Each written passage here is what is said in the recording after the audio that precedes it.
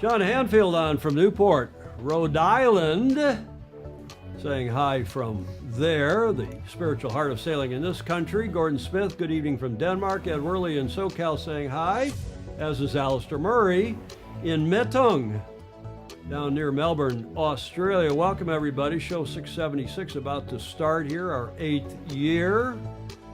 Julia concentrating there on her comments at her computer. Greg Phillips, also in Australia, saying hi from the Gold Coast. Pedro Foiling Sailor said he had a dream. Whoa! Welcome, everybody. Let's get this one through the starting line.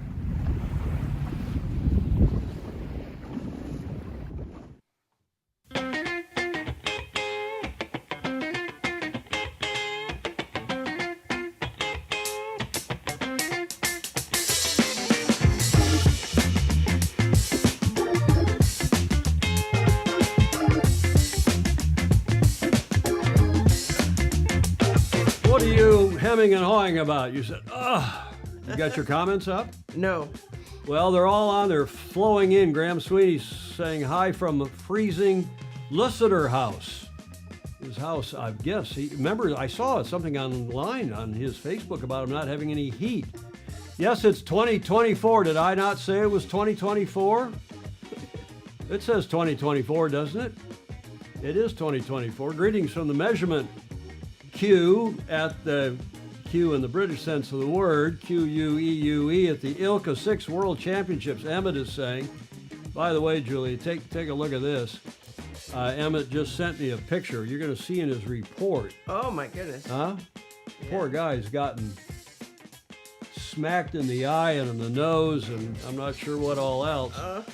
Welcome, everybody. Show 676. We're at Studio B here at the Beach Street Yacht Club. My co-host, Commodore of the Beach Street Yacht Club, coordinating producer, and much more. Julia Vatican is a little under the weather. Do you have a sniffle? Yes. Otherwise good? Otherwise good. Only half a head of sniffle. Only half a sniffle. Yeah. Bar fight. David James is wondering if John got into a bar fight. Well, we'll do his report near the top of the show, so to catch you up on all that. And Joe Holtzman in Colorado saying hi, and a lot of others of you checking in. Yeah, we've got snow in the Northeast here. It's beautiful down under. From various reports, Philip Laughlin saying good afternoon from Davis Island in Florida. Davis Island Yacht Club in one of my favorite clubs in this country. Salem, Mass. Chris Exley checking in. Pindar. Sorry, Tom, I have no doubt just taking a bit to come out of the Christmas hibernation. Andrew Pindar, Julia, one of your favorite people on here. Indeed. Any comments I've missed of note? I haven't noticed because I don't have them up. I thought when Andrew said, is this 2024, I thought he was saying maybe I had something wrong in my graphics department. Uh-oh. Knock on that door next to you, Julia, and wake up the graphics department there in the control room. Yeah. We always say that we have 25 people there in that control room, right? Right. Back there behind Julia. 25 people helping us put this show together. Not. No. Rick Bannerow's giving us a good submission that I will run on Tuesday. A cool submission from the 16-foot skiffs in Oz. Jody Shields settling back in Wanji. And Pedro Foiling Sailor's reference to I Had a Dream. That's MLK, Martin Luther King holiday here on Monday. As we wrap up our theme music, I don't think it's as popular as our theme music was on Tuesday when I played Hail to the Victors. Of course. Huh? Not at all. Hail to the Victors, Valiant. Okay, enough of all that. It's over. Okay. As Johnny Carson used to do, he'd wave his band off. Of course, that was a live band when he had Doc Severinsen in the orchestra. Welcome, everybody. Show 676. Rick will run your nice segment on Tuesday as well. I've America's Cup submission. You know, what do we call it? America's Cup trivia. Oh. The Fozzie Challenge. Oh, good. We've got that as well coming up on Tuesday. Thanks to, I'm going to do a little editing to it, but it's a cool one. Thanks to Ed Worley, who submitted that. And let's get this one on the road. Julia, do you know what day it is? Here's your first clue. What are we celebrating today? I don't know. Well, you see that clue there? I don't. Well, you don't have your monitor on. It's not your fault. It's my fault. Would it help? I don't Now you've got your program monitor there? Yes. That's probably better. Now can you see what we are celebrating today over on your program monitor? I know, but my comment monitor is not working either. Well, that's your fault, not It mine. is. Ted Ryman checking in from Cape Town. J.E. was probably catching crowd surfers again. Hello from, sunny Salem, Mass. I think we covered that. What are we celebrating today, Julia? Renewing one's New Year's celebration. Well, close. This is, believe it or not, stick to your New Year's resolution day, January 12th. I had no idea there was such a holiday, but there is. Stick to your New Year's resolutions day. I don't make New Year's resolutions. I make resolutions all year long. Yes. Goals, set goals, and so on. I don't have to wait till the first of the year. But there is such a thing as stick to your resolutions. I think they can stick this where.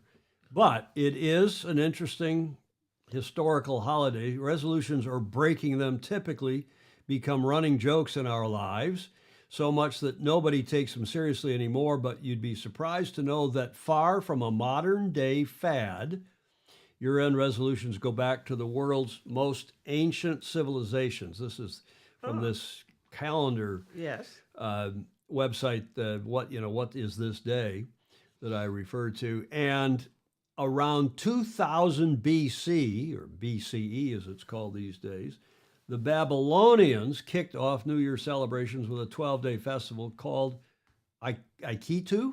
I don't know. The festival coincided with the start of the farming season. It also involved people promising to pay their debts, no doubt.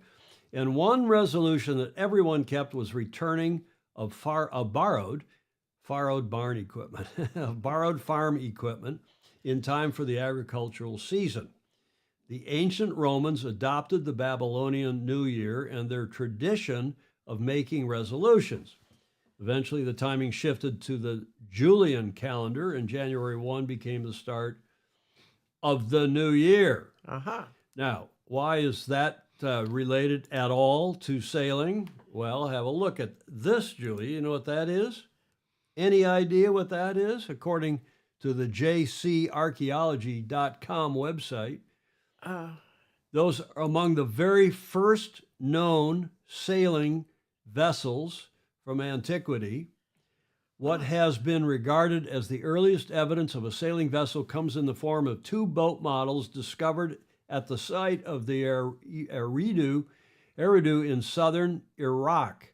This boat model was found over the platform of Grave 51 in the Ubaid, I guess it is, cemetery, in the former ground level. Seton Lloyd and Fuad Safar, I guess, discovered the boat model during their excavations in 1947-48 field seasons. This Eridu sailboat model dates to approximately... Gosh, that's incredible. 6254. That's 8,000 years ago. Well, it makes... BCE. Yeah. What do you think of that? I think that's remarkable. The original interpretation of the artifact is as follows, and they go into some length on the website, which we're not going to go into today. But the point is that I thought it was the Phoenicians who were the first. Yeah. The bloody Phoenicians were the first sailors around that end of the Med. It wasn't the Phoenicians at all. It was the Babylonians who were sailors, apparently. 8,000 years ago. Well, if we have all that wind, it's got to do something. Graham Sweeney says he's got one in his garage. David James wants to know what it rates. That seems like the best time to have borrowed farm equipment, Baton Rouge, Baton Canada say. Gordon Smith says it looks like a coracle. Okay, nice stuff, cool stuff. Yeah, I love knowing that. I had no idea. So you know how we tie these things together here on Sailing Illustrated, or History Illustrated, sometimes some of you might say. But thanks to JC Archaeology for that info. The Babylonians preceded the Phoenicians. So in any event, today we wrap it up with this nice graphic of stick to your New Year's resolution day. Why not have some champagne for a stick to your New Year's resolution? What a good idea. Carry forward. When's a bad time to have champagne? Speaking of champagne, some of you asked why I was running a picture of wine on my wine in a can on my Facebook page the other day. And the answer is that I had dinner the other night with a friend at the dumpling restaurant called United Dumplings down the street here, Julia, at any sailors coming here, May. This is good information to know. Yeah. Because it's about the I wouldn't call it cheap and cheerful. It's not inexpensive, but it's less expensive than most of the restaurants on Chestnut Street. It's called United Dumplings. Obviously, it's a Chinese restaurant, and it's just on the eastern end eastern here in the marina, eastern end, right around the corner from that sailor's hotel. What's the name of the hotel? The Cow Hollow Motor Inn. Oh, yes. Sailors stay when they come here to race. Right. St. Francis Yacht Club.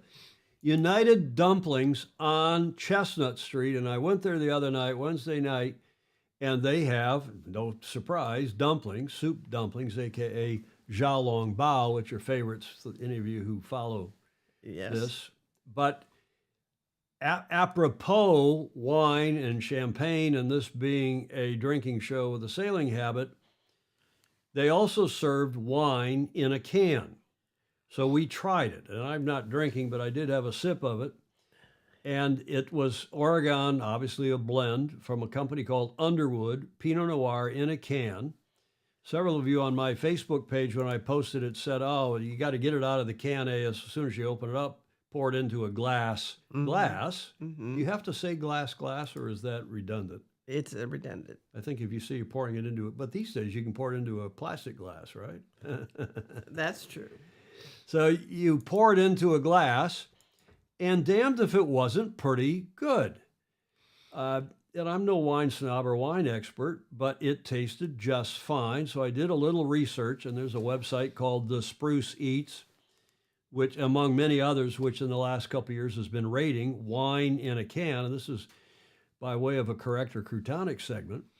And apparently the Porch Pounder, hey, Jody, that sounds right down your alley. The Porch Pounder premium quality Chardonnay is ranked as the best Chardonnay in a can by several different websites, including the Spruce Eats. Mm-hmm. The best Pinot Gris is apparently this Underwood, and as I said, their Pinot Noir was okay. And then the House Brut Bubbles wine, the house wine, is a brand that comes in a can. It was okay, too, according to these websites, who rank the best canned wines. Now, this I don't get. For cozy evenings by the fire. If you're going to have a cozy evening by the fire, why don't you break out a proper bottle of wine? Mm-hmm. You've got, you can get the cork out and you can crack the bottle open. And if you have to then only drink a glass or two out of it, you can put the rubber cork back in, suck the oxygen out, and... Or have a hot toddy instead. Well, or have a hot toddy. But I'm asking you if these wine in a can, has any of you had it? Is it correct or croutonic? A couple other notes before you answer or while you're answering. Canned wine may seem, according to this website, like it may seem like a gimmick to sell wine in convenient packages. You might even think that cans are reserved for poor quality wines, but there are some impressive options out there that will quickly get you on board with the trend. And apparently it's a hugely growing trend, at least in this country. The aluminum cans impart no residual taste. And really good canned wines are nearly indistinguishable from their bottled counterparts. I wouldn't doubt it. So says this website. You can find red, white, rosé, still, and sparkling canned wines, and they're typically sold in 4-packs of 12-ounce cans. Some are even smaller. Portability is the biggest advantage, obviously. There's no fear of broken bottles, needing the corkscrew, or avoiding beaches and parks that ban glass. Julia, are these correct or croutonic? Well, they're not as romantic, but I'd say they're probably correct. Okay, what do the Fozzy say? I got one in my garage. What is that? What's it rate, David? I don't know what it rates on the 100 scale, David James. I think Graham Sweeney said, I got one in my garage. That was back on that. He was talking about that Babylonian boat. Those probably were still more exciting than, he's talking Grant's Cup. That Hanfield's still talking about the America's Cup. America's Cup, Hanfield said he already quit the gym. That was his New Year's resolution. Yeah. Dumplings are also known as Norfolk swimmers. Speaking of dumplings, snowy Michigan. Yeah, they're getting quite a snowstorm. Graham Sweeney dumplings, back on dumplings. It totally depends what the glass identifies as. Jody Shield. Is it redundant? I'll have to ask the Department of Redundancy Department.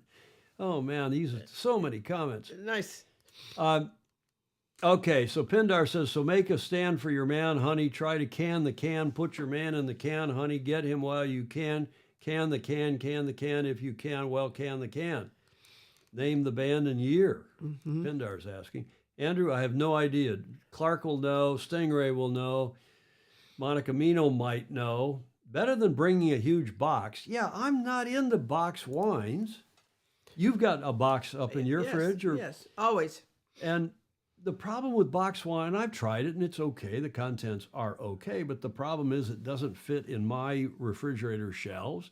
You got to find that little plastic nozzle and pull it through the cardboard, and then they leak, and then you got to push it and swizzle it. No, they don't. It isn't usually the best wines, although Californians use it for their overage once in a while. Overage? Yeah. What do you mean? They produce too much wine. Well, yeah, and they produce the blends, but that's probably what goes into all this stuff. No, it's really? not. Mm-mm. Okay, well, not as romantic. Monica Mino agreeing with you. The snow's coming down pretty hard right now. Jeff Kitson is also saying this does resolve the cork tree issue. Yeah, there's that controversy. Chris actually says it's correct. He says this was inevitable. And Alistair saying it makes sense on a boat. Okay, Alistair Murray. When they do, what's Picpoul de Panay? What's that? I'll give it a go. Yeah. From the description, it depends upon the circumstances. Yeah, I agree, Clark. I don't allow glass near our pool, so beer or wine in a can works. So, Yep. Neil Collingridge, who's down, by the way, in South America with John Emmett, is Susie Quattro. That's a reference to what? I don't know. Susie Quattro, Graham Sweeney. I wonder what that's in reference to. Sorry, I'm being dense here. Susie Quattro. I just meant for travel. Monica Mino saying. Okay, you can put canned wine in a cooler with ice, which you can't do with cardboard. See, okay, there's a good point, David James. Obviously, you need to take an empty box with you when you shop for a refrigerator. Well, you can move the shelves up and down, but not that easily. Oh, I always have one on the top shelf in the back because I use it for cooking, and I never try to open a bottle of wine for a cup or two of wine. Well, some people I know do. I know. Some people open a bottle of champagne. I blame it on White Claw. Yeah, Rick Banner is saying, which of course is a sparkling. It's a seltzer with vodka in it, basically, isn't it? Rick is not. Okay, enough of all this. It sounds like most of you think it's okay. Her song about the can the can. Oh, they're talking. That's Susie Quattro is the band that did that song, I guess. Oh. Anything in a brown bag. Susie Quattro, can the can. Okay, was she a Brit? I don't remember that. Do you, Julia? No, I don't. I there's a little sort of hazy thing about it, but I don't really know. Okay. Well, we've spent too much time on this here, but did. I did put it in the A block. Most of you seem to think that it's correct. And there's the Jody Baby Shark I Shields. love that. I still love that picture. I like that one better than our other slide, actually, but they both work. Okay, so correct or crutonic, most of you think it's correct. Speaking of correct or crutonic, I thought rather than doing this at the end of the show, Whiskey Tango Foxtrot, and we'll do our normal cartoons at the end of the show, don't worry. But this man, Julia, is still alive. Oh, good. He is for sure still alive, and he is just this week shown up in another commercial. Here 'tis.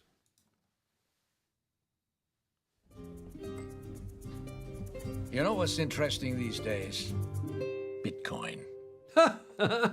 He's pitching Look for Bitwise my friends. for Bitcoin. I mean, Bitcoin is a Bitwise. And you saw that our SEC has just approved an ETF. Yeah. We're talking in letters here. Yeah. And he's pitching a crypto specialist ETF by Bitwise, and it's been showing up. I just showed it, and I went on YouTube to try to find it this morning, and there it was. The world's most interesting man. You want to see that again?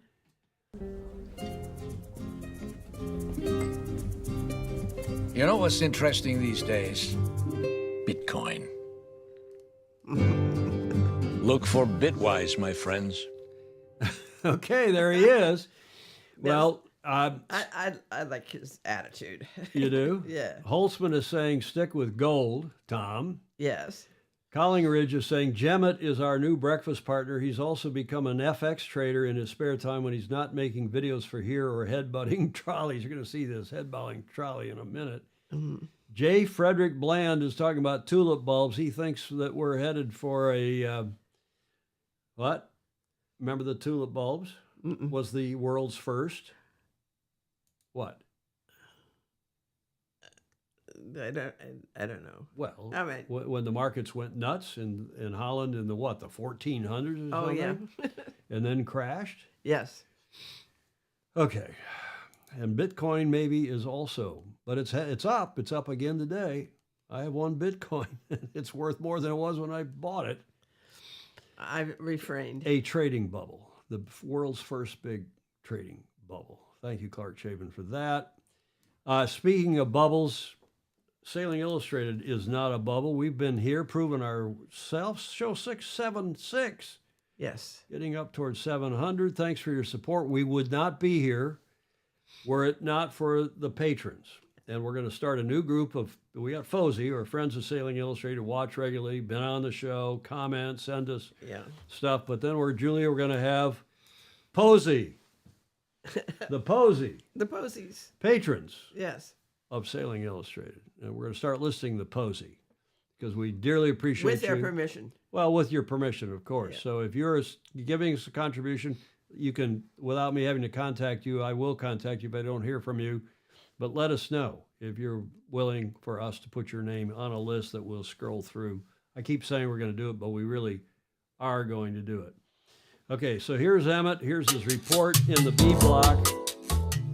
And again, I'm going to show you, there's his smiling face. But he, I'm going to show you this picture again, I think. Oh, yeah. Poor guy. Where's the... says he's in the measurement queue. Well, maybe I'll find it while we're looking at his video. But this is the Coach's Corner and John's report this morning from Argentina. Hi, Tom, Julia, and all the Fozzie. Welcome to the boat park here, Rio Techna Boat Park in Mar del Plata. And I know what a lot of you are thinking. I haven't been fighting with the girls on the after party, or the coaches, or the youths. I just got attacked by the metal handle of a trolley. So if we have time, I'll tell you a slightly longer story. But now it's the beginning of the end, final part of this championship. We've got a lot of youth sailors in the background, hopefully none of which are going to hit me with their top sections. And this is a bigger event, actually. We're going to be using at least 2 sailing clubs, 4 fleets, 2 youth men's, 1 youth women, and 1 senior fleet for men. And I guess the women's fleet, the youth girls fleet, is probably smallest at 30. I think the others are probably a little bit bigger, but it should be a really good competition. Big swell, big currents, and yeah, demanding conditions, as you have seen from the photographs and the various videos which have gone. Not sure what video we're going to have the next one, but I wanted to go back and have a little bit of a chat. So I'm stuck behind an Ilka here. A little chat about the Women's Championships, which was an Olympic selector So this is the problem with doing it by memory. I hope I've got this right. So Finland, Ireland, Spain, Turkey qualified from Europe. And then we also had three, not surprisingly, three South American countries qualified. So we had Uruguay, Mexico and Brazil. And those places will actually go down through the regional qualifiers. So the Uruguay place, who had already qualified regionally, now goes to Chile. So I don't know if you can see in the background, you might remember Neil Collingwood, who's a Fosie, with the son who's Mish, Daisy's younger brother, who's ignoring me. A few Brits here getting the bits and pieces ready. And yeah, they've just arrived, so probably getting over jet lag. But I wanted to talk once again, especially in 2024 elite year, about the importance of performing at elite level. In other words, at a fleet where everybody's very, very fast. And the standout performer, in my mind, no question, was Charlotte Rose from the USA. If you look at the results, she had by far the best gold fleet performance. So it was those races in the gold fleet which are the toughest, because you have arguably the top half of the fleet, by definition, are doing those events. So that standout performance meant that she could really compete well against 50 other fast boats. And that's a really good model for somebody's ability to perform at Olympic Games, because Olympic Games, everyone's fast. And if I look at the European nations, the next regional event will be the Europeans. And I can think of at least 5 very good sailors from Cyprus, from Romania, from Israel, from Croatia. It's funny, I said 5, I'm struggling to think of the 5th now. That'll be embarrassing.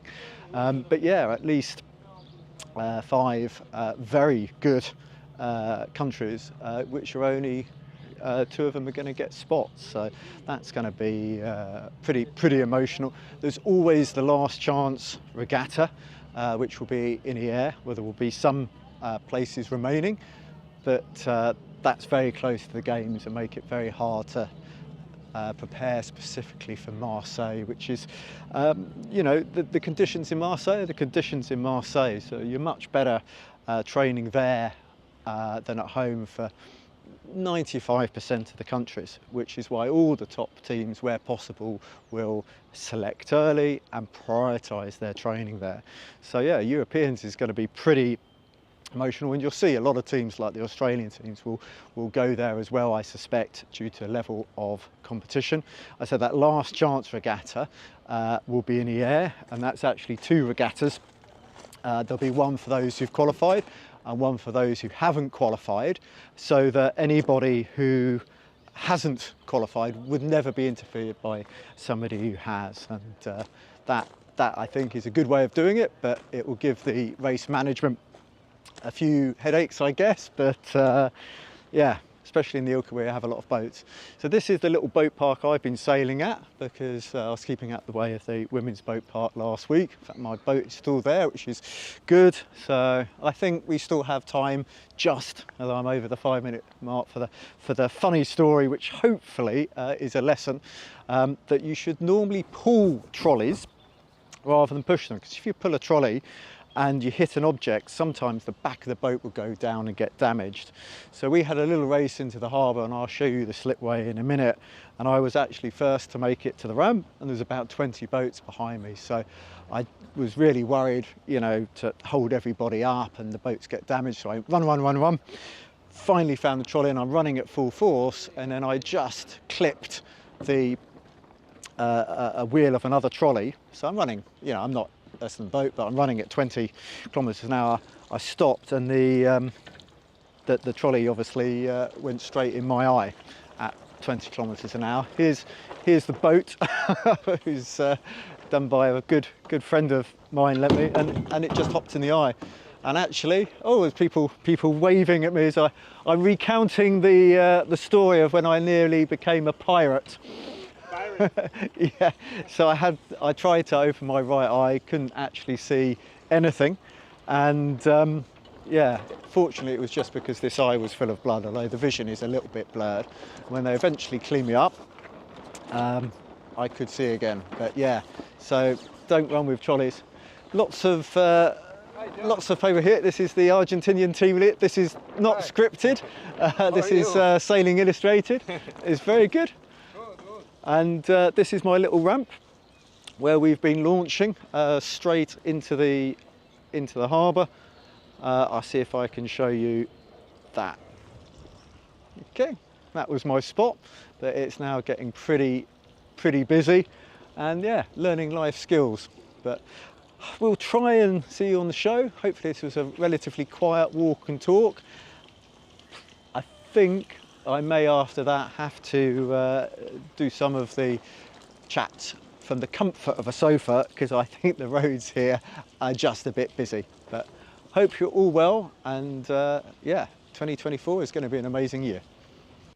Yeah, it is going to be an amazing year, we keep saying, between all these qualifying regattas and SailGP carrying on, and of course we've got the Olympics coming and the America's Cup. It's going to be quite a year.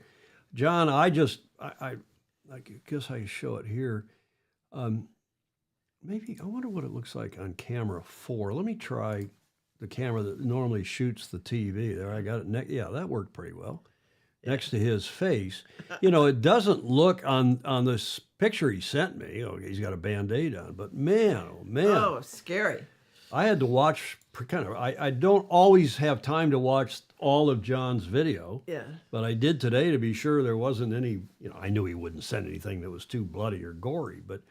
And did you see Neil Collingridge in the background when he was walking by? So Neil is there as well. Neil's on here commenting. He says, "That's me." John, we all wish you a speedy recovery, but bloody hell, man. Bloody eye. I hope the doc's down there, or you had a good look at it and you're taking care of yourself. Yes. Huh? Yes. Julia, you got a bit of a cold. I do. You're doing pretty well for being a touch under the weather. Keep it up. Ryman says that John's black eyes remind me of the bar fights of my youth. Rock on, John. Don't Cry for Me, Argentina could be John's new opening tune. Yes. Well, only while he's there. And Anna, lots of comments. Yeah, it's a big harbor. Interesting. The mustache would have acted like a helmet. Sailing Zamboni drivers. Yeah, thanks, Larry Kennedy. You know what a Zamboni is, Julia? Uh-huh. Huh? I wonder if our non-North Americans know what a Zamboni is. That's the machine that cleans the ice on a hockey rink. Yeah. Those of us that are hockey players. Okay, so what is John doing there? Why has he been in Argentina for so long? Well, I think with his bride in China doing whatever she's doing, television and so on, I think he went to Argentina early to get, as he said in one of his earlier reports, to get acclimated and to get some practice time in before he starts racing in earnest on, I think, Sunday, he said. So today is the start of the measurement period. He said he was in the measurement queue for the ILCA 6 youth and men's worlds. They got all these boats down there, charter boats and so on. They've just had the women's, as you heard, and we'll cover that in a moment. Yeah. But they've just had the women's. Now they're having the ILCA 6 youth and men's, and John is racing in that. And that takes another week from Sunday through whenever. And then after that, he has to fly home. Why? Why wouldn't you fly from Argentina? Because what's his next stop is Adelaide for the ILCA somethings, 7 worlds. It's much less expensive to fly from South America back to Heathrow, do a round trip on whatever ticket he's got, then from there to Adelaide. And I don't know if he's going through LA or if he's going through, Hong Kong or Singapore or tell me where. But that's a hell of a travel schedule for a man of mystery, international mystery like John Emmett. You get enough points to have a nice cruise. Well, the distance I'm not sure is all that different. Maybe it is, but it's a pain in the Batinsky. Jody Shields saying, "I've never been attacked by a trolley while sitting in the safety of a pub. It's dangerous out there, people. Be careful. Be safe." Oh, man. And Collingridge, Neil, who is down there, says most of the sailors are more concerned at the size of the waves when it blows old boots. Boats. Boots, old boat, when it blows old boats, that they're afraid of their trolley handles, and rightly so. They can be huge, and there's a big forecast in a couple of days. Oh. Sweeney, look at this. He said the guy who got me into photography drove a Zamboni. Amazing. I mean, with a Z. He's not making it. Is there something called a Samboni? Is that different from a Zamboni? That's Probably. not a cocktail, is it? Knowing No, I don't. Sweeney, it might even be a cocktail, Julia.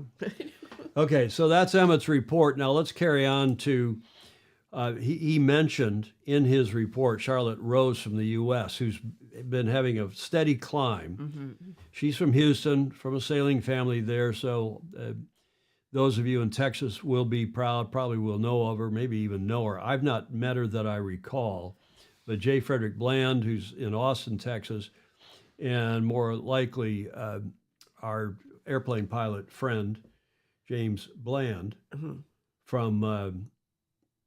is from Houston, from Corpus Christi, from down there, and he flies for United.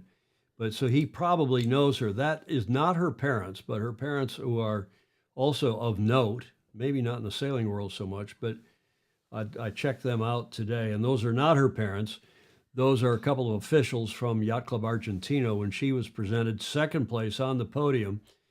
And why was John more congratulatory of the second place than the first place? Well, it's because of her trajectory. And he now predicts Charlotte Rose as a medalist. And we've all been watching her here in the U.S., and hopefully we have another. Yeah, there have been a couple of really nice articles about her. Indeed.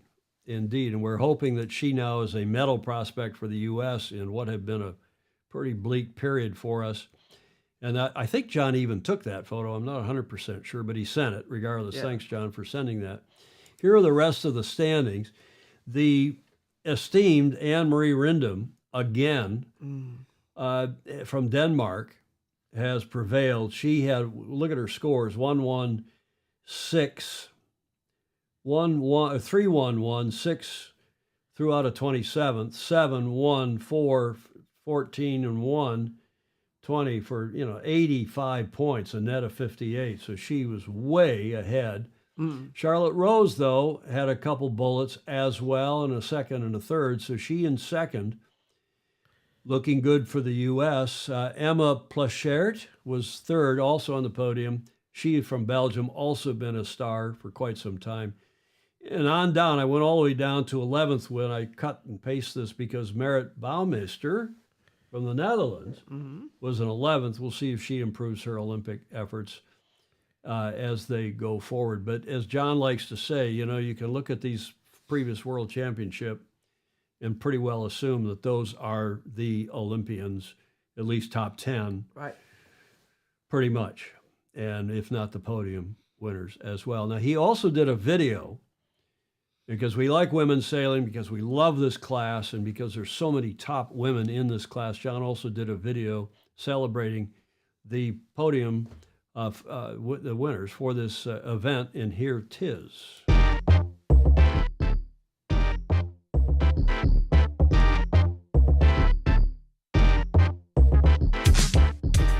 Anne-Marie Rindam, world champion. It's been a really long regatta in a lot of ways, very different from what we had normally.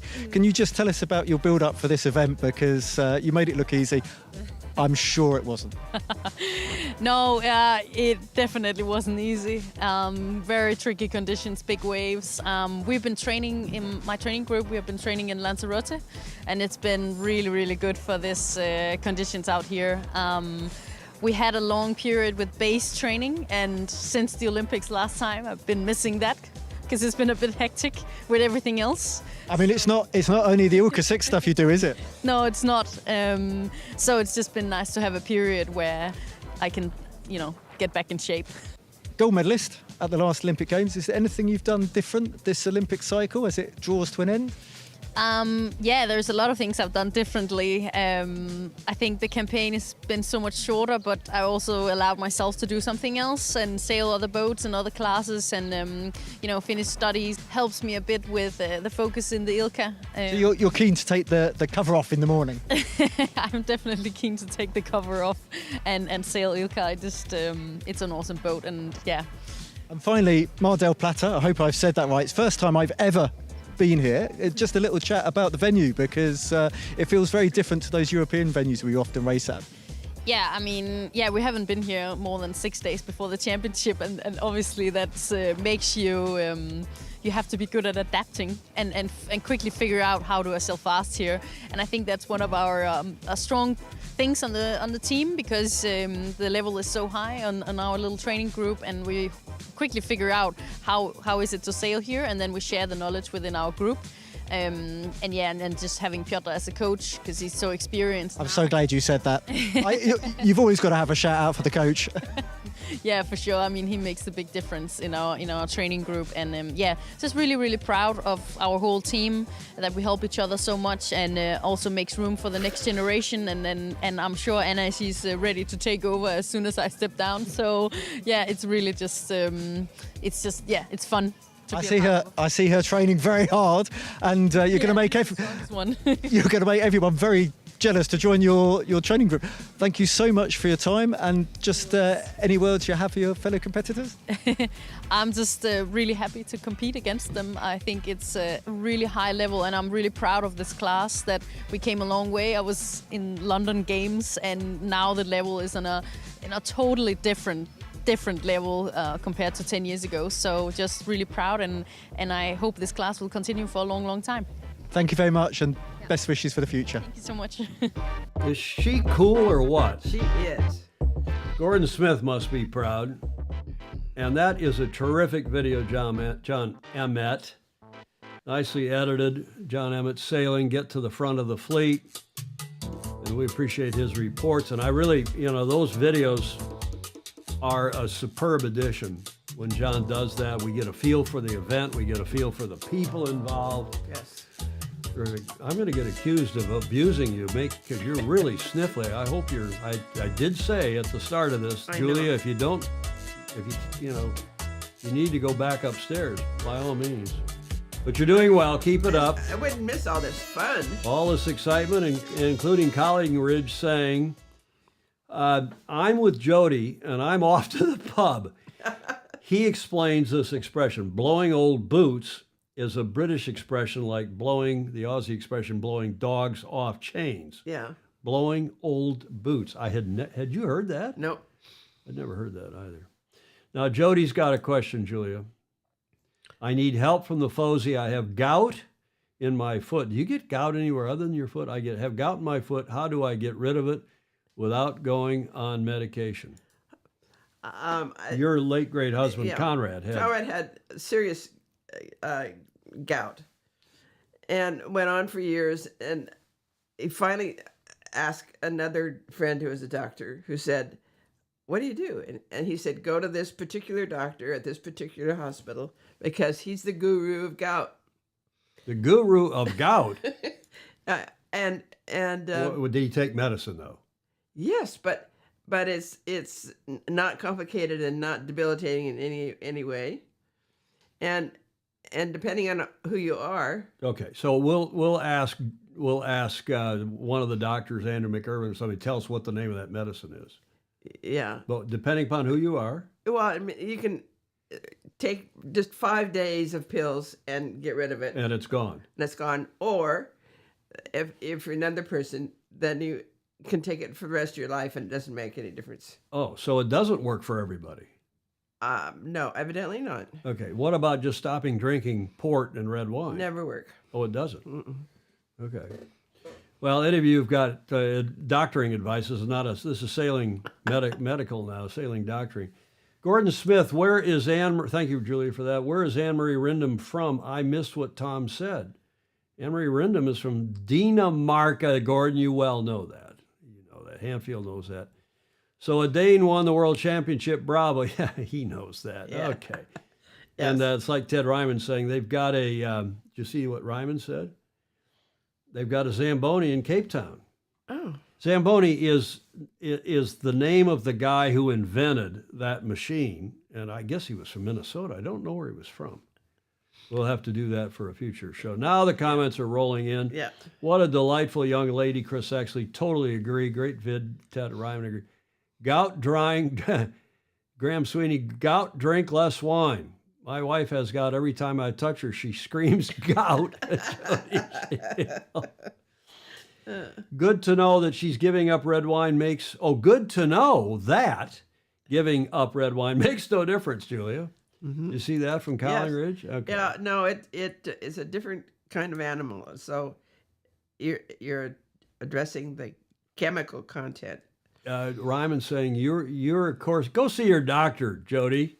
Come on, go see your doctor, and if he gives you on one of those, it's too much. What's the uric acid, right, in your blood?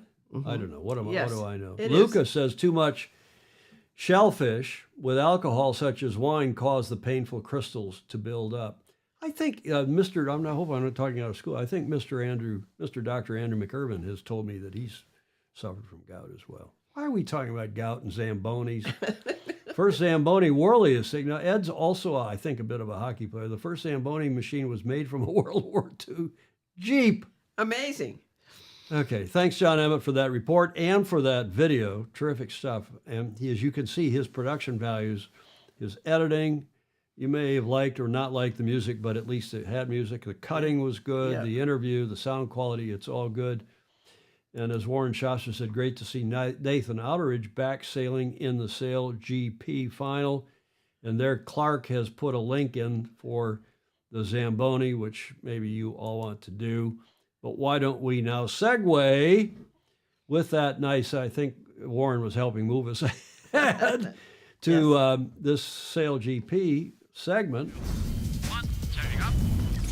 with this video. Here we go. Brilliant start. Look at me. Like a flying arrow. You with me? Absolutely on the money. Full speed here. We're racing. Oh, that was tight. Gotta go. And we are on. Just gotta get to the finish line here, guys. And now the party can really begin. Well done, guys.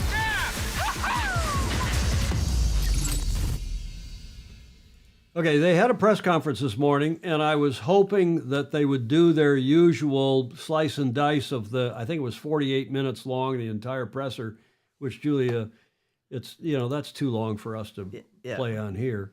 But in recent events, they have done the kind of the highlights in a 3 or 4 minute video, and I've been looking for it all morning. In fact, so much so that it made me kind of late to the party here, no pun intended. And we did get off on time, but barely. So here is the best I can do from slicing and dicing from the various posts on their website. As you all know, the big news is earlier, we told you a couple shows ago by now, that Sir Ben Ainslie, after a lot of us have said, not just us, but hey, Ben, step down, let somebody else drive the boat, you manage the campaign. Their campaign, I have sources that are saying the campaign's lost a fair bit of money, this Emirates GBR campaign. They've got to get more sponsorship. They got to deal with it. We'll see how much longer Sir Jim Ratcliffe, who must have some involvement in the campaign, financially or otherwise. But the big enchilada is the America's Cup. And if Ben is really going to skipper that, helm that boat as well, I really think he ought to step down from that, and he ought to manage the campaign, because by all accounts, they're struggling in the design department and otherwise of that campaign. But Bravo Zulu, Giles Scott, who is not a foiler per se, he comes out of the Finn class and other monohulls, he has assumed the helm for Emirates GBR, and this is one of, if not the big S story of the weekend.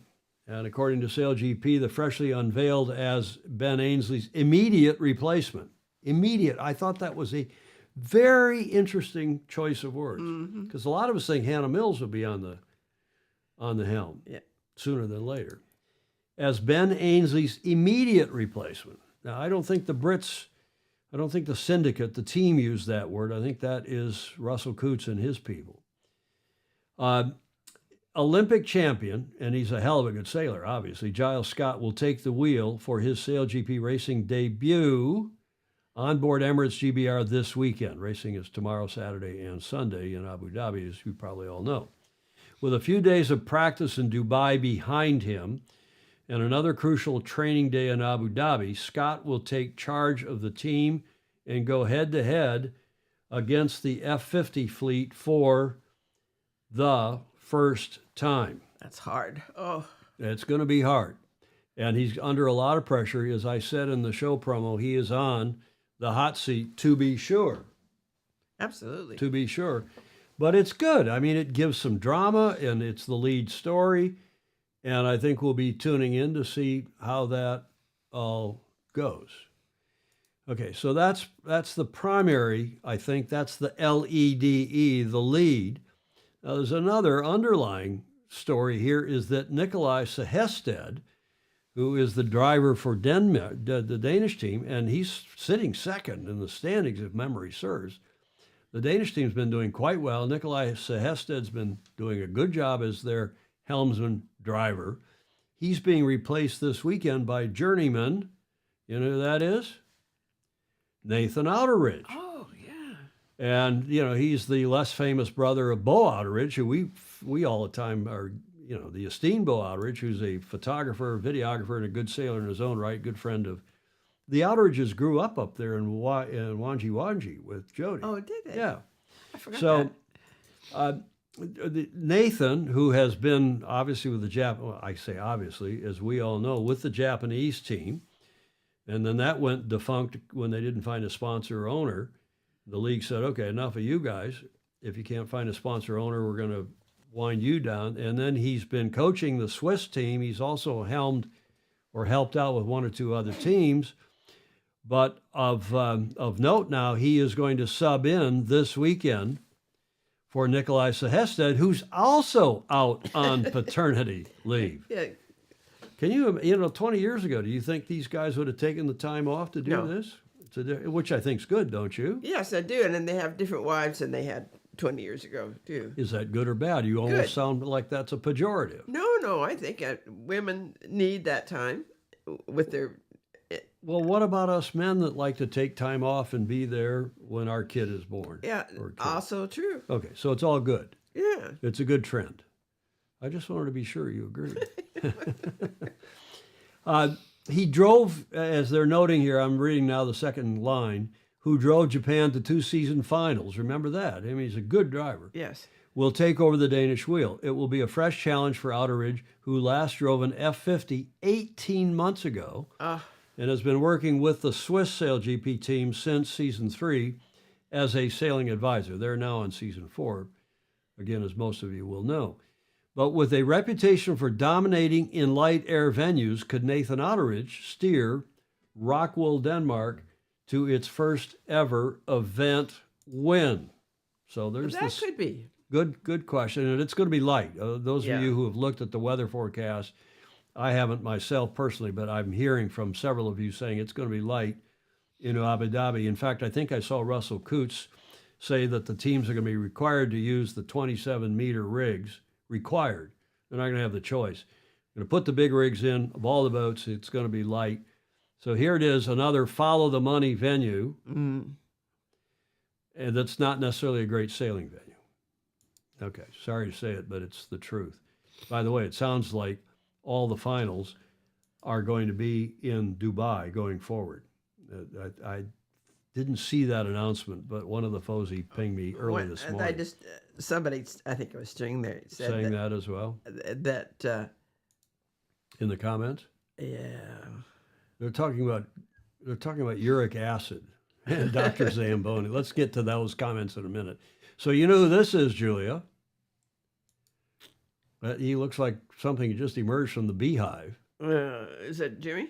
No, it's close. You'd think it could be Jimmy. That's the problem with people who are racing in helmets, I and know. they look like RoboCops and Yes. helmets and ski goggles and so on and so forth. That's Tommy Slingsby, who is now back From paternity leave. from paternity leave.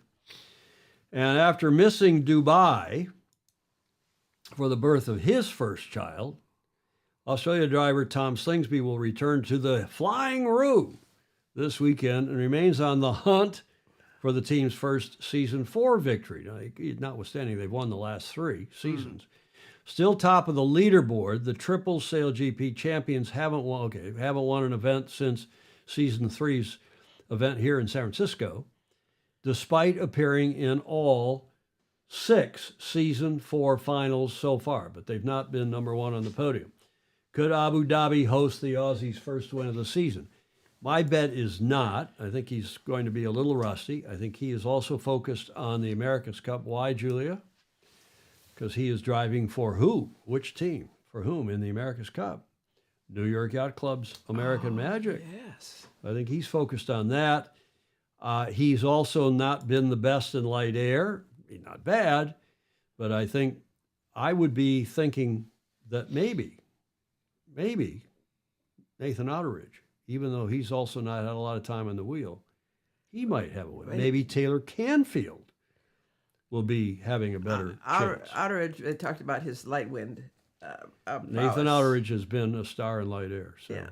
he might well, in fact, be at the top. So what are the I could do a Fozy poll and put the slides in, but let me ask you in a moment, we'll be thinking about it. Who do you think, the Fozy think, are going to prevail this weekend? Number 1, numero uno, in Abu Dhabi. One other note, another interesting storyline, this is a little sadder news, is that Quentin Delapierre has, after doing pretty well in Season 3, has had an underwhelming season so far. This, again, from the SailGP press release. Abu Dhabi marks the 7th event of the season, 13 events this year, which means we're now past the halfway point of Season 4. From here on in, the pressure will really ramp up on the mid-level teams after a commanding Season 3 performance with driver Quentin Delapierre. France, has so far had an underwhelming Season 4. Their word, not mine. Currently sitting 8th out of nor the team's word, currently sitting 8th out of 10 teams. Time is running out for Delapierre to turn the team's fortunes around. I would have used to turn around the team's fortunes, Julia. Okay. Wouldn't have that been better grammar? Little smoother. Can the French transform? And my mother she would have shaken her finger. Give them a finger shake, Julia. Come on, we got to have proper grammar at SailGP. Can the French transform its Season 4 fortunes with a stellar performance in Abu Dhabi? Not likely. The Mubadala, you pronounce that. I've learned again to pronounce that. Mubadala Abu Dhabi Sail Grand Prix will take place tomorrow and Sunday, the 13th, 14th, with racing kicking off at 2 p.m. GST, Gulf Standard. Did you know that means Gulf Standard Time, local time, which is an hour or two ahead of GMT, if memory serves. I haven't been to the Gulf in a while, but if memory serves. GST, 2 p.m., 1400 local. Do I have that on my little chart? Copenhagen Bank? No, I don't. Barcelona, it's maybe an hour or two. It's maybe an hour or two later than CET. Somebody will know that here in the comments. Okay, so what happened at the press conference now many hours ago, early this morning? Well, predictably, Tommy Slingsby challenged the new SailGP drivers to prove you're the best by winning events. Don't just talk about it here. And apparently there's been some, I didn't watch the whole press conference. Stingray probably did, and he'll know more about it. Maybe he'll post a comment or two, but there was some chest beating, Julia, from some of these sailors about, we're here now, and, we're here to show the old guys. Because remember, Slingsby's 39. Oh, ancient. He's 39. He's not as old as we are, but he's getting up there, as is the now newly retired Jimmy Spithill, and Sir Ben Ainslie, who's up there as well. So that was the press conference today, and a couple of comments, quotes from the presser. Australia driver Slingsby has thrown down the gauntlet to the next generation of SailGP drivers, challenging them to prove their worth by winning events. At 30, he is 39. Slingsby is now the oldest driver in SailGP fleet, followed by the recent departure of former Emirates GBR driver Ben Ainsley and the former U.S. driver Jimmy Spithill. Yes. Jimmy and Ben are in their mid-40s, and we're still winning events consistently. This is a quote from Slingsby. We're still winning events consistently, and the new young generation, most of them haven't won an event, unquote, Slingsby said. Quote, if you're the next generation, you've got to prove why you're the best in the world and knock us old guys off the perch. Okay, good stuff, good drama, Yep. cool stuff. Let's go to the comments. Okay, there's all this stuff about uric acid and Dr. Zamboni and Julie Ahrens. I'm going to read her comment. It's above where we are in the comments. American Magic is one of my hopefuls. Now, this Julie Ahrens comment, I'm just going to say it's a precursor to arthritis. Oh. Jody, that's your gout. Very painful. The NSAID will give you some relief, but the drugs are not good for you. Go to the doctor, and I wish you well. The drugs are not good for you. Okay, drink enough that you don't feel the gout, Anfield is saying. No, it's very painful. Because just looking at it, Conrad's feet used to hurt. Okay, let's don't go in. Look, really, enough's enough, Julia. I Right. don't want to make this the gout show. No, please. Gout Illustrated. Surprise announcement by RC today. Stingray is saying, that is Russell Cooch. San Francisco Bay has been replaced by Abu Dhabi for SailGP season final event starting next season. So they're still coming here for the finale in whenever that is, May or June. Yeah. And then henceforth, the final will be in Abu Dhabi. And that is an interesting development. Who was the crouton anchoring the SailGP? You know, Alex Hayworth, it's one of the reasons why I turned the presser off, because he was with Arab Radio Network or something, the Arabian Radio Network. I saw the guy, and he was, I'm sure one of the most exciting moments of his life. And frankly, I agree with it. He was croutonic. But, none of us is perfect, least of all me. Gordon Smith, could this be a lead into the helm on the Ineos AC boat? A lead into, maybe. Is it still right to say take the wheel? Shouldn't it be take the buttons and servos, David James?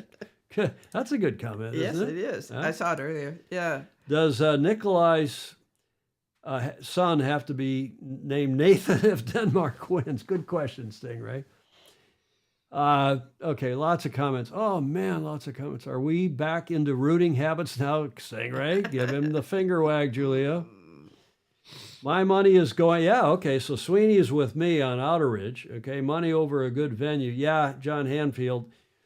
San Francisco is a good venue, but they're probably giving millions as a venue fee. And here in San Francisco, they're probably not giving much, if anything. Mm-hmm. It's a good venue, and it probably keeps Larry Ellison happy to have an event in his backyard, Right. such that he's here. He's mostly now in Hawaii, and even the company's now based in Texas.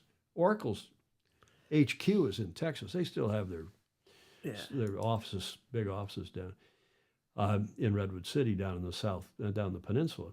Jody Shields, there will always be another sailing event. You can only get to see your child born once.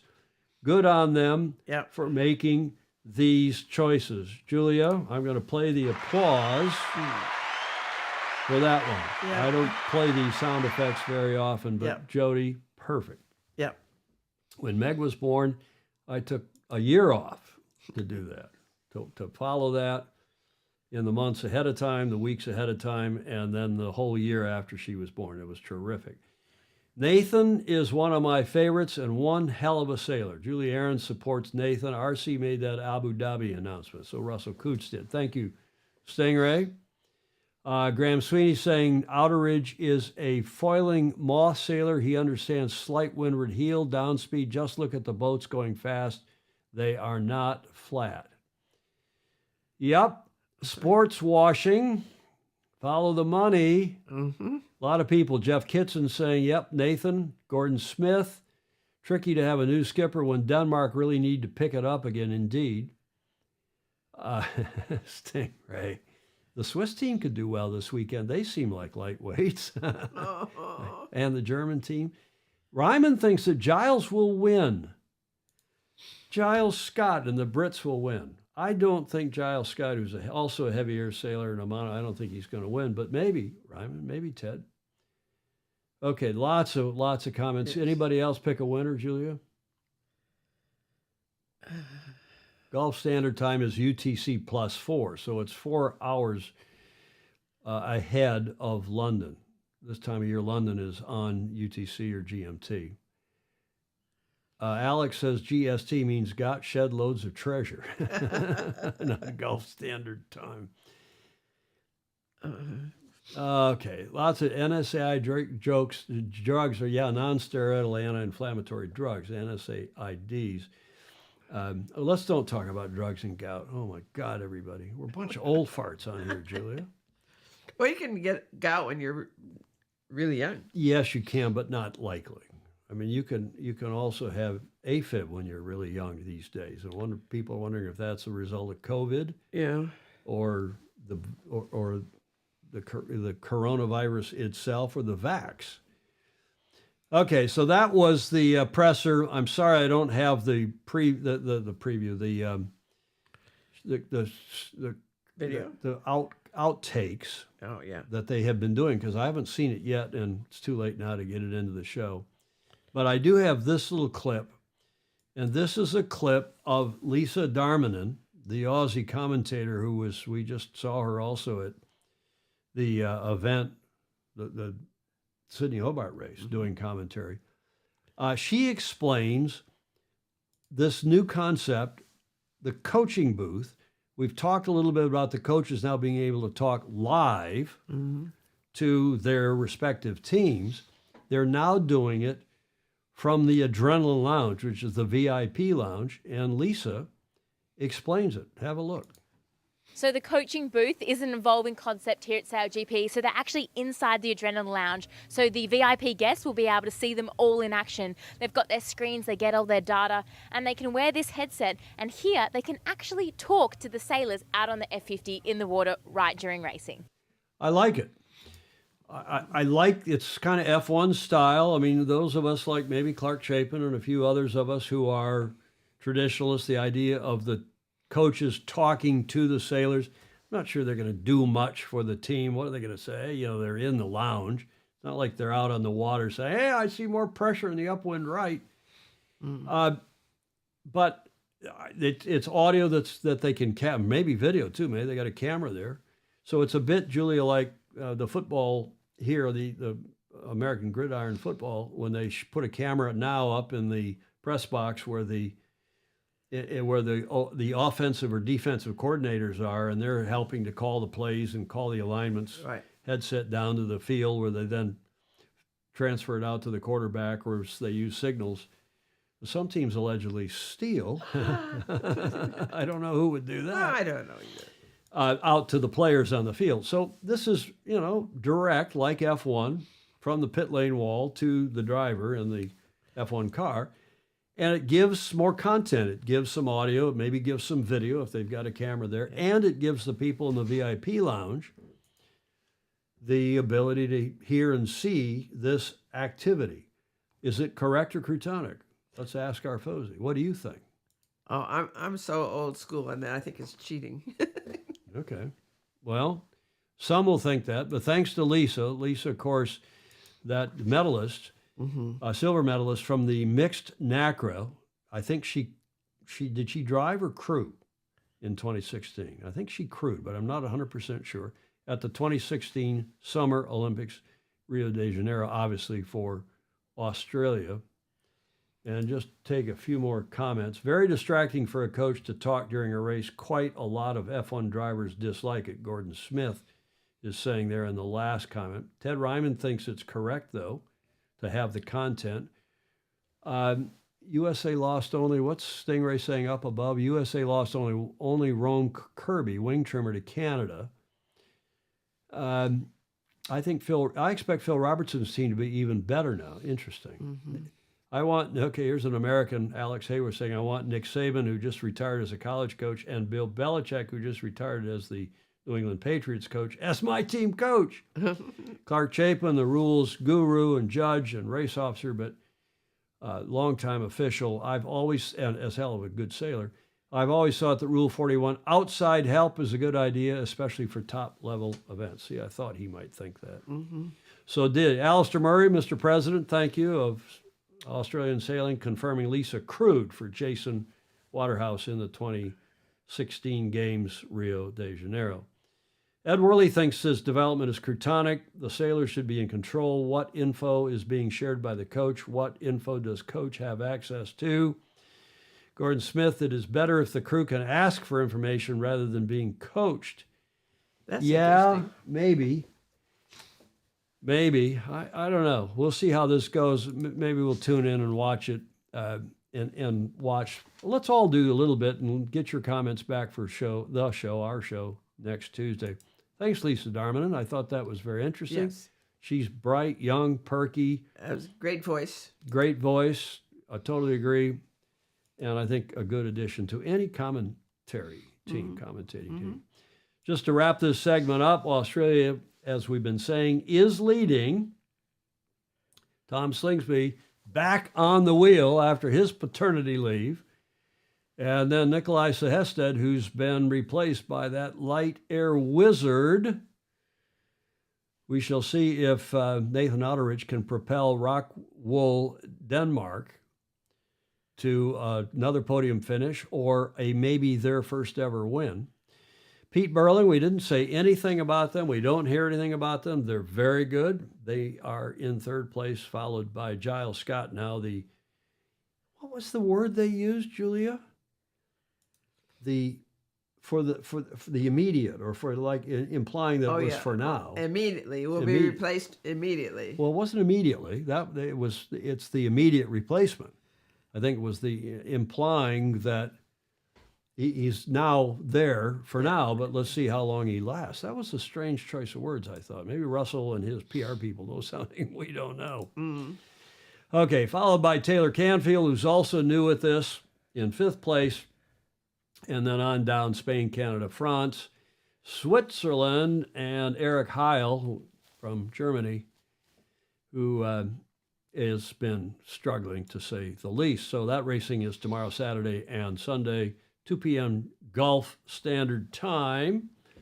And that's live on YouTube and the various other channels, although I'm not sure. You can watch it here in the U.S. live on YouTube as well. Julia, how about this day in history, the 12th of January? What happened in 2022? Oh. This day in history, 12th of January, 2022. Here's your first clue. You know who that is? Of course you do. Yes. Who is that? The British Prime Minister. Former. Bojo. Boris Johnson. And that is Boris Johnson at a press conference, another clue, on 16 December 2020 when he announced, 2020, not 2022, way back, when he announced, this is just the start of the hypocrisy, when he announced London would be moved to Tier 3 rules, which were, pretty draconian lockdown. There's Clark Chapin, Bojo, Daniel Young. Hi, Daniel, saying the party man. Gordon Smith saying, blow Joe. Oh, man. Anybody else? In 70, those are clues. That's not the answer. Boris steps down. No, he didn't. That's not even Ted Ryman. That's not right either. Politicians were caught lying again, Ed Worley says. So these comments, Julia, are rolling in here. Yes. But so far, nobody's got them. You want to take another whack at this? No. Any other comments? Anybody know? Okay, I'll give you another clue. Well, already know that it's Party Boy. He's not the Tiddlywinks champion, Graham Sweeney. Now, this is from the report. There was one of the government officials was a MP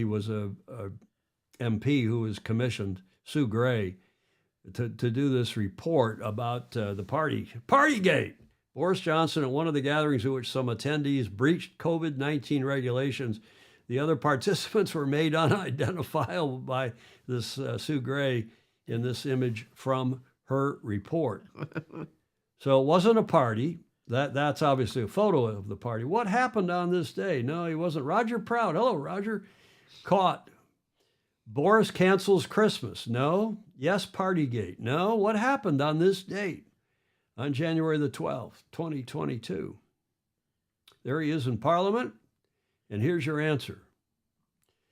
On 12 January, Johnson, speaking in Prime Minister's questions in the House of Commons, said that he had attended the gathering and apologized for doing so. So he admitted Partygate. He said that he was present for about 25 minutes and that he thought it was an allowed work meeting. Yes. Julia, what will they think of next?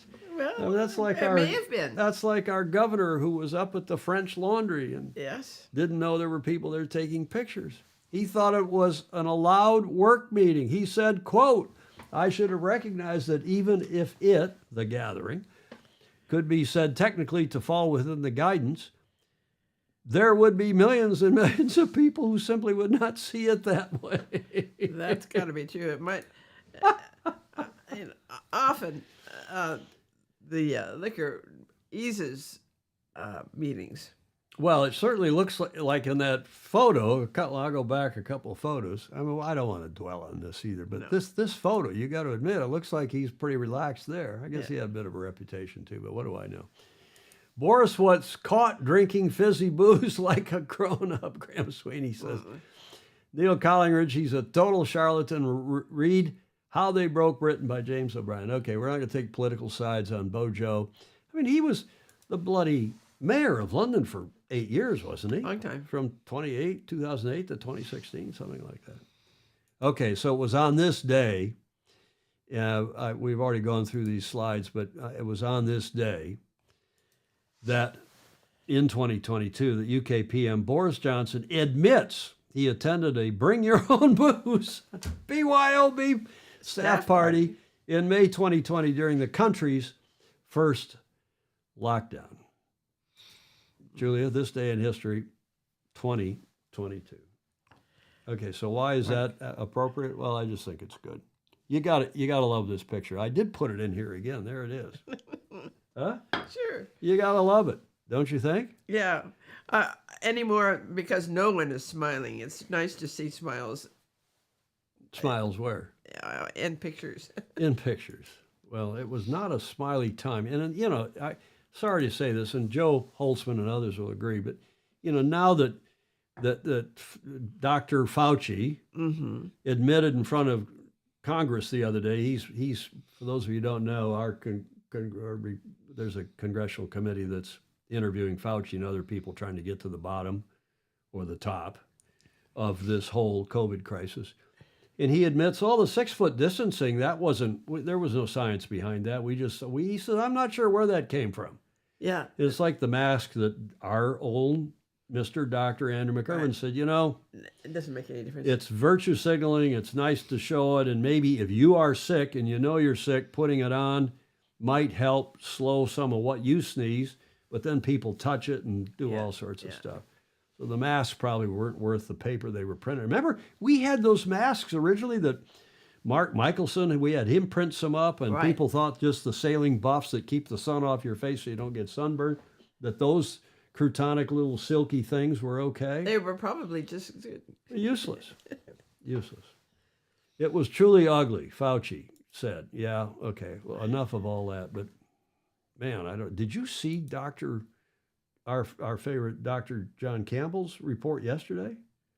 Go back and look at that. I'm not going to get into that here. Okay, we're an hour and 20 minutes in. 2 days ago I saw it. It was very scary. No, it's okay. Maybe it was 2 days ago. Get off this topic, Clark Chapin is saying. Clark doesn't agree with us on a lot of this. He doesn't agree with his old friend Joe Holtzman on a lot of this. Get off this topic. Why not?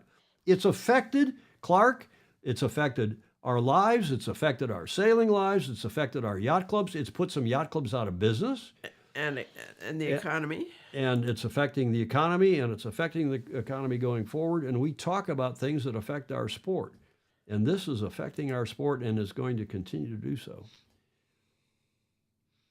our kids' education. Well, and Clark is right. Clark, we only found out that the gaiters, those Yeah. cheesecloth face mat, sunburn screens, were useless scars when some actual science was done. Exactly. I'm not saying I'm not anti-science, but let's old news, move on. James, no, it's not old news. It's new news, and we got to be aware of it because it's coming back again, and it's going to affect our sport. And yacht club boards are making decisions about their futures and so on. Okay, I'm beating a mildly dead horse. I admit to that. Daniel Yount killed millions of people in a short period. It did indeed. Okay, SailGP, we've covered that. We're now to the last leg. And I don't have a video today, but I do have a Bravo Zulu. And this to, and I've also got a Negat Bravo Zulu here to Long Beach Yacht Club. But let's start with the Bravo Zulu because they have just announced their lineup for the 59th Congressional Cup, the granddaddy or grandmammy of them all, the wonderful match racing event down in Long Beach that is in, April this year. The 2024 Congressional Cup promises, and this is from their press release, actually there's a WMRT press release, James Pleasance, with whom I texted this morning, promises action and excitement when Long Beach Yacht Club hosts the 59th edition, April 24th to 28th. Defending champion Chris Poole from the USA will lead the fiery, I like that word, fiery lineup of competitors. They got a great lineup, which also includes four-time Congressional Cup winner Gavin Brady, who is back. Remember, he was second in the Worlds last month in China. He returns after a 12-year hiatus, so it's good to see Gavin back in a big way in match racing. Quote, the Congressional Cup is the grandfather of match racing and brings the America's Cup arguably is, but it's the grandfather of invitational match racing events and brings world-class sailing talent to Long Beach Yacht Club each year, unquote, said Tony Mansour, is a good man, 2024 Congressional Cup chair. Quote, this year we literally have all of the highest ranked skippers in the world. Notice the language. All of the highest ranked skippers in the world flying into beautiful Long Beach, California to compete for the distinct honor of Crimson Blazer. Okay, fair enough. Now there is the winner from last year, Chris Poole, and the good man that he is, that is James Pleasance, he and his team always put not only the name and the year, and they're now putting USA like we do religiously here on this show, the country code, but he also includes the crew name. And just to reprise, Matt Cornwell on the left, Luke Payne second from left, Malcolm Parker, is that Malcolm, Luke Payne, Malcolm, Chris Poole, then, third, holding the trophy. There we go. Malcolm Parker, third from the right, Bernardo Freitas, second from the right, and Joachim Aschenbrenner, the celebrated also match racer on the far right. And their crew won last year, and apparently they will be back. Oh, good. And leading the charge. Also back will be, he won in, I think, 2009. This is Johnny Berntsen from Sweden. And he is back. He's got still a world sailing ranking of number 4. So it's nice to see Yanni, as it would be proper. They'll call him Johnny, but Poole, Borch,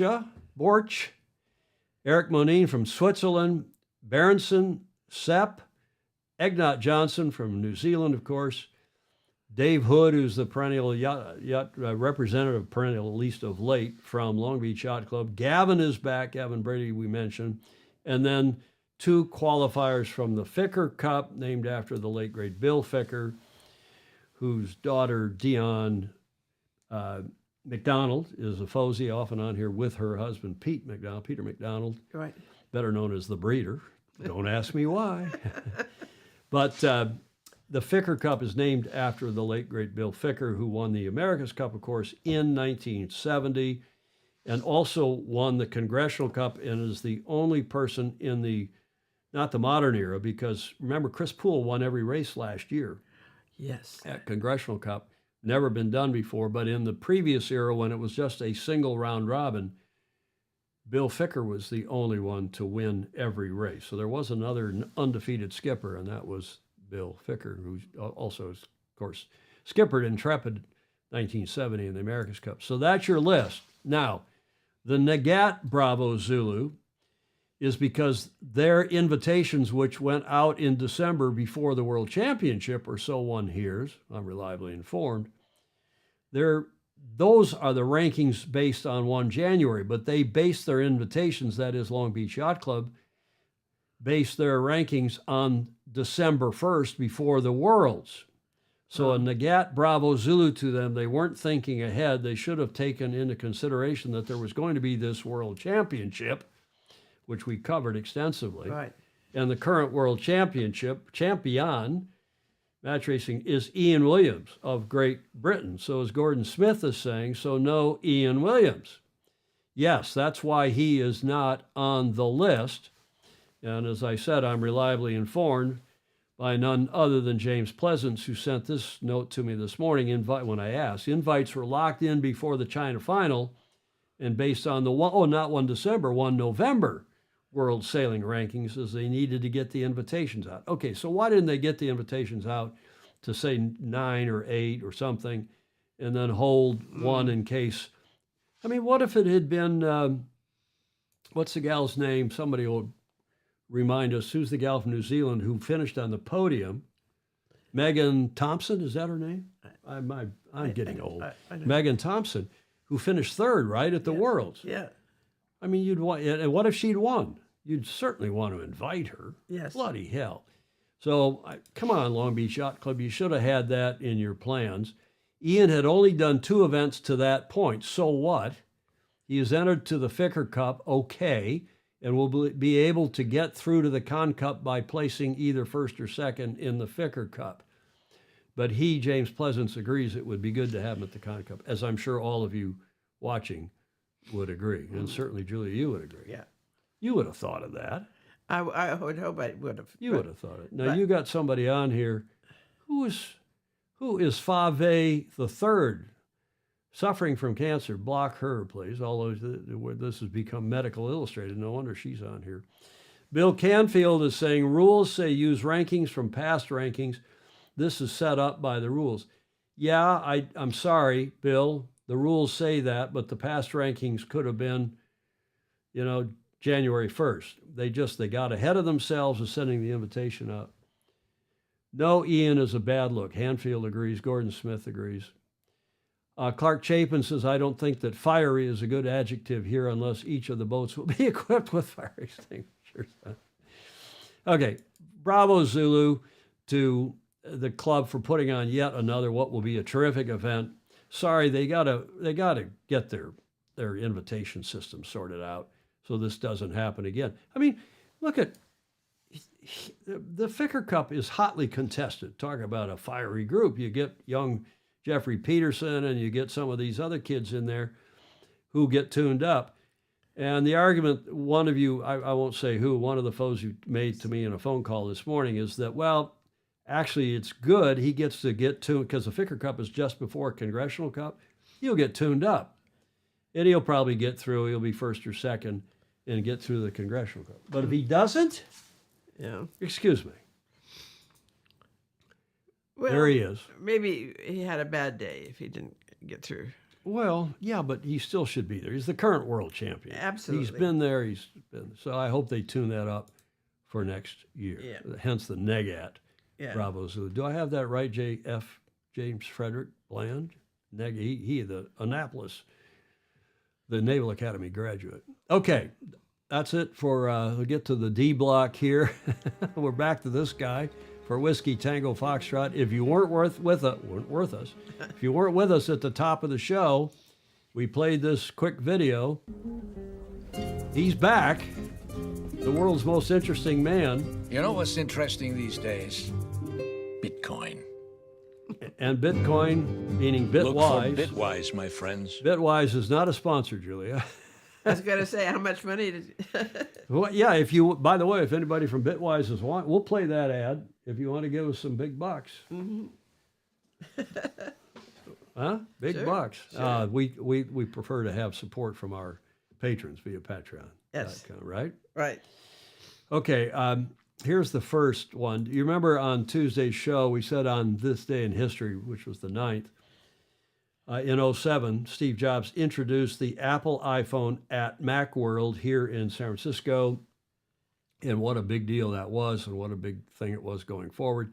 One of the things we did not mention is this cartoon, which came in after that show, from none other than my beloved father, Tom Eamon Sr., who said the cartoon says, most of the new arrivals seem incapable of conversation. They just stare at their hands in despair. Oh, that's good. So Clark Chapin, you'll probably talk to my dad before I do, but when you see him, tell him that we ran his cartoon and we liked his cartoon. You like that, Julia? Yeah. I thought that was funny. Okay, now, this keeps popping up, and this one came from, we haven't had one for a while from Pedro, Foiling Sailor, but Peter Stevens' son from Australia sent this one. He said, you only talk about boats. What do you want to talk about then? What do you want to talk about then? There we go. Talk to me about your feelings, she says. I really love boats. It's clean. It is. Pedro, thank you for sending that in. Yeah, It's that's clean. good. It is. Clean. No smoking allowed. My late great mother would not have been amused. Julia, you won't be amused. The grammarian that you are, the super grammarian. And also Joe Holtzman was not amused when he saw that. And I asked Joe, doesn't that need a tagline? That needs a punchline. And he said, smoking permitted if done quietly. Yeah, that's right. That's what that means, doesn't it? It does. Oh, Julia. Huh? Yes, absolutely. I think that's what that means. Okay, enough of that. Smoking permitted if done quietly. Finally, I've got one more here, and that is this one, which I've been using. I'm going to continue to use, and I've now got it at the end of the show. But you don't stop sailing when you get old. You get old when you stop sailing. It's a good reminder from Ed Worley for all of us. Yes. Go to the comments one last time. Canfield says, no, it says exactly what rankings to use. Can't use most recent rankings unless World Sailing changes the rules for match racing. That is utter poppycock, Bill Canfield. And I mean, I'm not disagreeing with you, but BS, they got to change those rules. They don't have, I mean, the Congressional Cup can use whatever ranking systems they want. It's their event. They can use whatever they want. Those World Sailing match racing rules may apply to the world race, maybe to the match racing worlds. I'll get to James Pleasance, but I can't believe they have to use one, especially since World Sailing is so slow at getting the rankings out at times. Megan should join Ian in the Ficker Cup. Roger Prout said, yeah, okay. I'm going to get to the bottom of that, Bill Canfield. You've inspired me to do more, or maybe you, Bill, will do more. Mr. President, more research on that. I don't know what the root cause is, but it's Croutonicism. Yeah, John Hanfield, why don't they just have an automatic bid for the world champion? Yes. Sounds like Roger Prout is cheering for Pete Burling at SailGP this weekend. Family dinners died that. You know, when I'm at dinner, I'm not afraid to ask anybody to please not put your phone on the table. Yeah. Don't even, I mean, when you're down here, I say to you, Julia, Yep. and it's like for you, it's like a, what do you call a security blanket? Yeah. No. You're more of a kid than the kids. You gotta have your phone and your glasses in case somebody pings you, and then you hear a ping and you look at it, oh, it's Fox News telling you something, or it's President Trump trying to get more money from you. Or, bloody hell. I agree. That's been the case since Babylonia, David James. You can inhale but not exhale. Lots of comments. Andrew Pindar's got a suggestion. Get James Pleasance on next week to explain the evolving rules around WMRT event invitations and participations. It was something of a movable. Yeah, okay. Grade 1 criteria is very specific. I'm sorry, Bill Canfield. I know you're quoting their rules, and that you're not necessarily espousing them, but a movable feast over my. This is why these events, and we're now to the finish line. This is why these events don't want anything to do with world sailing. They say, listen, we'll run our own event any way we want. Yeah, you can give us some guidelines, but you want us to go follow up and have worlds. It's like the 23-year-old, you're an adult till you're 20, or you're a youth until you're 23-year-old rule. Okay, if some event like the Governor's Cup or Tell Me Who wants to say, no, we're only going to use youth up to 18 or 21, do you think they have to abide by world sailing rules? Sorry, not true. Stingray is complimenting your son, Bill Canfield. He's saying that Taylor Canfield spoke well at today's SailGP presser. I'm looking forward to the racing. Stingray is a big fan. Stingray, of course, up in Seattle. We know who he is, so we'll read his comments even though he is behind a synonym. He's in a witness protection program. I know. Totally agree on the phone, Holtzman is saying. Hanfield, my mother had a basket at the door. Every family event, the phones went in the basket. Julia, there we go. Beach Street Yacht Club. We're going to have a basket at the door for BSYC events. And who's going to be the first to break it? You. Are you? No, I don't. It's an appendage as if it attached. Think phones have no place at any meal. I think. Julie Aarons agrees. Yeah, well, they shouldn't at meals. They are. Pindar is saying it's not a world sailing issue, it's a WMRT issue. Well, I'm gonna pick a nit with I'm sorry. I'm gonna pick a nit with James Pleasance because that's just not correct. Mm-hmm. That's not correct. Okay, enough said. Finish line. Julia, your witness. I just read Graham Sweeney's last line. I'm a non-smoker to my doctor, but I identify as a smoker in light airs.